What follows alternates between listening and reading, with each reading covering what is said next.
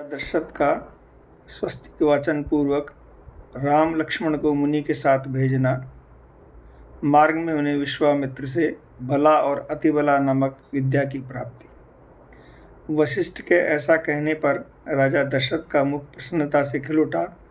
उन्होंने स्वयं ही लक्ष्मण सहित श्री राम को अपने पास बुलाया। फिर माता कौशल्या, पिता दशरथ और पुरोहित वशिष्ठ से स्वस्ति वाचन करने के पश्चात उनका यात्रा संबंधी मंगलमय कार्य संपन्न किया। श्री राम को मंगल सूचक मंत्रों से अभिमंत्रित किया गया। तदंतर राजा दशरथ के पुत्र मस्तक सुनकर अत्यंत प्रसन्नता चित्त से उनके विश्वामित्र को सौंप दिया। उस समय धूल रहित सुखदायिनी वायु चलने लगी। कमल नयन श्री राम को विश्वामित्र जी के साथ जाते देख देवताओं ने आकाश से फूलों की बड़ी भारी वर्षा की।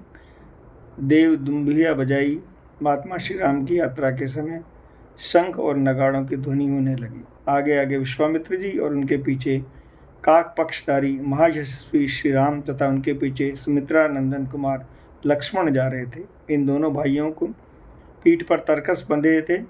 उनके हाथों में धनुष शोभा पा रहे थे तथा वे दोनों दसों दिशाओं को सुशोभित करते हुए महात्मा विश्वामित्र के पीछे 3 फन वाले 2 सर्पों के समान चल रहे थे। एक और कंधे पर धनुष, दूसरी ओर पीठ पर तुणेर और बीच में मस्तक। इन्हीं तीनों को 3 फन से उपमा दी गई है। उनका स्वभाव उच्च एवं उदार था। अपनी अनुपम कांति के प्रकाशित होने से वे दोनों अनिंद सुंदर राजकुमार सब और शोभा का प्रसार करते हुए विश्वामित्र जी के पीछे उसी तरह जा रहे थे जैसे ब्रह्मा जी के पीछे दोनों अश्विनी कुमार चलते हैं। वे दोनों भाई कुमार श्री राम और लक्ष्मण वस्त्र और आभूषणों से अच्छी तरह अलंकृत थे। उनके हाथों में धनुष थे। उन्होंने अपने हाथों की उंगलियों में गोहटी के चमड़े के बने हुए दस्ताने पहन रखे थे। उनके कटी प्रदेश में तलवार लटक रही थी।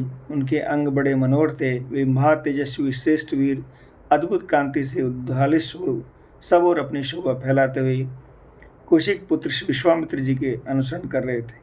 उस समय दोनों वीर अचिंत्य शक्तिशाली स्थागुण देव महादेव के पीछे चलने वाले 2 अश्विनी कुमार स्कंद और विशाखा की भांति शोभा पा रहे थे। अयोध्या से 1.5 योजन दूर जाकर सरयू के दक्षिण तट पर विश्वामित्र जी ने मधुर वाणी से राम को संबोधित किया और कहा, वत्स राम, अब सरयू के जल में आचमन करो। इस आवश्यक कार्य में विलंब न हो।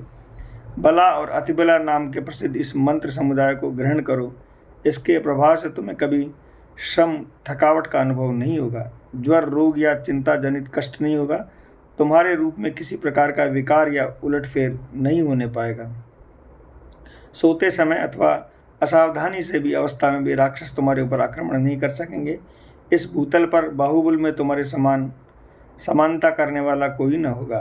तात रघुकुल नंदन राम, बला और अतिबला का अभ्यास करने से तीनों लोकों में तुम्हारे समान कोई नहीं रह जाएगा। अनंत सौभाग्य, चातुर्य, ज्ञान और बुद्धि संबंधी निश्चय में किसी के प्रश्न का उत्तर देने में भी कोई तुम्हारा तुलना नहीं कर सकेगा। इन दोनों विद्याओं के प्राप्त हो जाने पर कोई तुम्हारी समानता नहीं कर सकेगा, क्योंकि ये बला और अतिबला नामक विद्याएं सब प्रकार से ज्ञान की जननी है।